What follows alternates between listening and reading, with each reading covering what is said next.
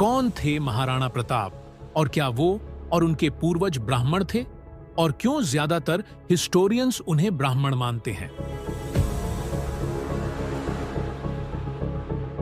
नमस्कार दोस्तों, हमें सभी को यह बताया गया है कि महाराणा प्रताप और मेवाड़ के राजघराने के जितने भी शासक थे वो सिसोदिया कुल के गुहिल वंशीय राजपूत थे और साथ ही साथ मेवाड़ का राजघराना भी अपने आप को क्षत्रिय कुल का बताता रहा है। तो फिर मशहूर इंडोलॉजिस्ट और आर्कियोलॉजिस्ट डॉक्टर D.R. भंडारकर, मशहूर हिस्टोरियंस जैसे कि A.C. बैनर्जी, R.C. मजूमदार और यहां तक ब्रिटिश हिस्टोरियंस जिसमें मशहूर हिस्टोरियन जेम्स टॉड भी शामिल है, फिर ये सब क्यों मानते हैं कि मेवाड़ के सिसोदिया राजपूत राजघराने की उत्पत्ति ब्राह्मणों से हुई है और क्यों उनका कहना है कि बप्पा रावल से लेकर राणा कुंभा तक मेवाड़ के शासक बहुत जगह अपने आप को ब्राह्मण ही मानते थे। तो फिर इसके पीछे उनके क्या तर्क हैं और क्यों ज्यादातर स्कॉलर्स उनके तर्कों को सही मानते हैं, इसी टॉपिक पर आज चर्चा करेंगे।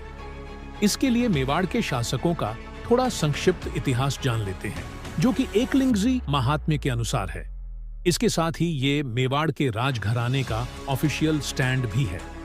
एकलिंगजी महात्म्य के अनुसार मेवाड़ के राजघराने की स्थापना बप्पा रावल ने अरबों को खदेड़कर की थी और बप्पा रावल खुद भी मेवाड़ की शुरुआती नींव रखने वाले महाराज गुहदत्त की 7वीं 8वीं पीढ़ी से थे और इस कारण से बप्पा रावल और उनके वंशज गुहिल वंशीय कहलाए जाते हैं।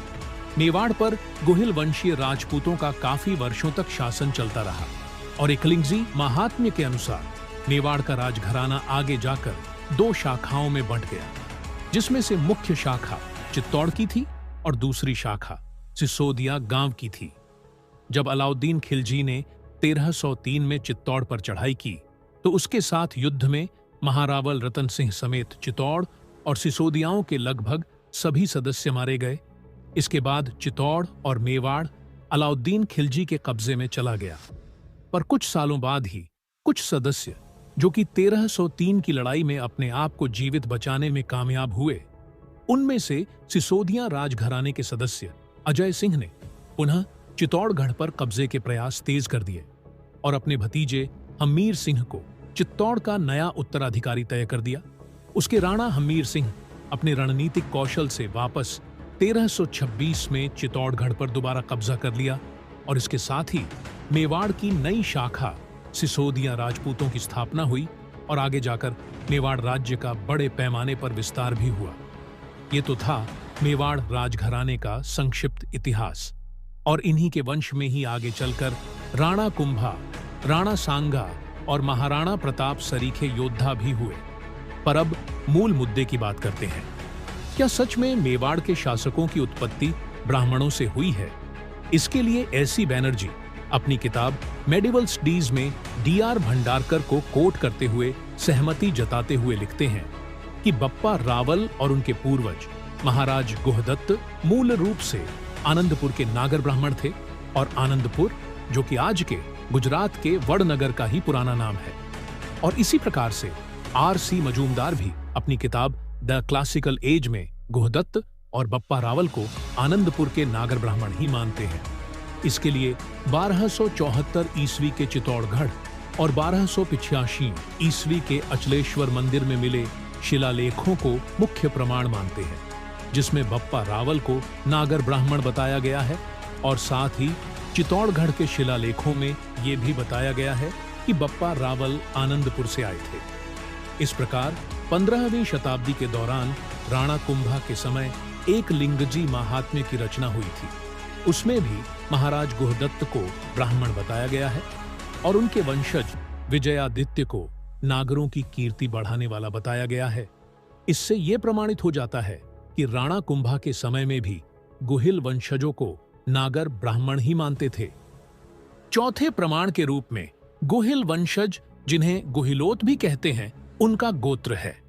एक लिंगजी महात्म्य के अनुसार गुहिलोतों का गोत्र वैजवाप है, जो कि नागर ब्राह्मणों में पाया जाने वाला गोत्र है, जिसका प्रमाण गुजरात के गिर सोमनाथ जिले के कोडीनार में मिले 13वीं सदी के प्रशस्तियों में मिलता है। साथ ही साथ वह जवाब को आजकल वह जवापायन भी कहते हैं। पांचवां प्रमाण, आहड़ क्षेत्र के अतपुर में मिले 977 ईस्वी के अभिलेखों और उसी समय के जयपुर के पास स्थित चातसू, जिसे चाकसू भी कहते हैं, में मिले शिलालेख हैं, जिसमें गोहिलों की उत्पत्ति ब्राह्मणों से बताई गई है और उन्हें ब्रह्म क्षत्रिय भी बोला गया है, अर्थात वो ब्राह्मण जो क्षत्रिय धर्म का पालन करते हैं।